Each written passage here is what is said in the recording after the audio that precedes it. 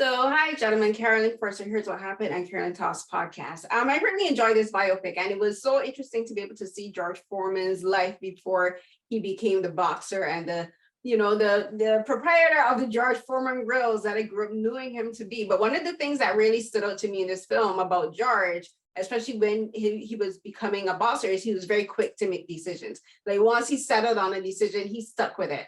He was very firm in what he believed in, and if he had an idea, he's like, this is the path I'm going to pursue. So I want both you, Khris, and both you, George, to talk about how that part of George's personality helped you with your parts in the film. Like for you, Khris, like how him being a very decisive person, especially as a boxer, helped you to relate to him as a person, but also I relate to the character that you're playing on screen, especially in the boxing sequences, because boxers have to be very quick on the uptake and they have to think very quickly when they're making when they have to make decisions. And for you, George, talk about as the director, like being able to think quickly on your feet and being adaptable, because a lot of filmmaking requires adaptability. Like if it's a situation isn't working out the way you want, you got to say, okay, you got to switch this perspective and come from a different angle. So we'll begin with you, Khris. I oftentimes say that doing theater is like the closest thing you could do to playing a team sport.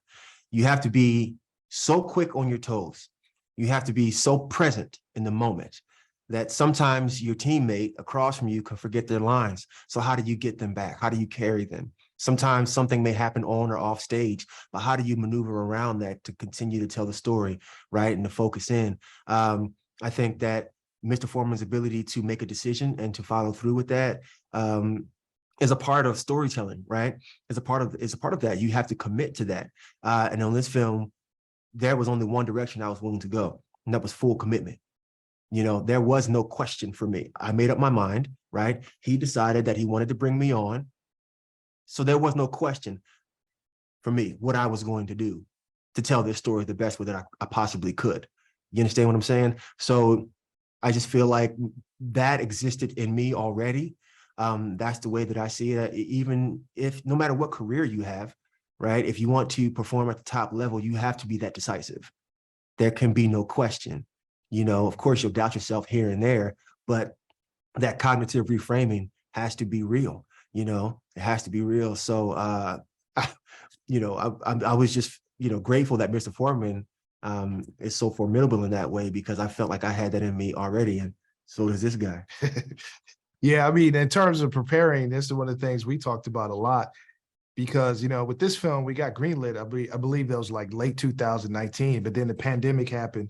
In February, things shut down around March 2020. So they gave us time to really sort of prep. I was able to do my prep a little bit more time and breaking down the story, breaking down the narrative, talking to Khris, us doing our work together, Khris doing his individual work, I'm doing my individual work, us talking 2-3 days a week. So by the time we got ready to start shooting the film, we already knew where we wanted to be.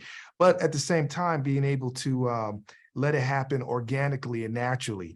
A lot of things that I believe is do all the homework, have everything ready, but then be able to throw away on the day, because sometimes some great ideas can come in with us just being in the moment and being there.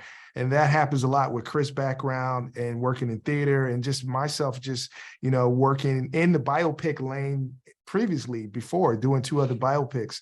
It always felt like the biggest thing about narrative biopics is, what do the character want? How can you continue to tell the story without being episodic?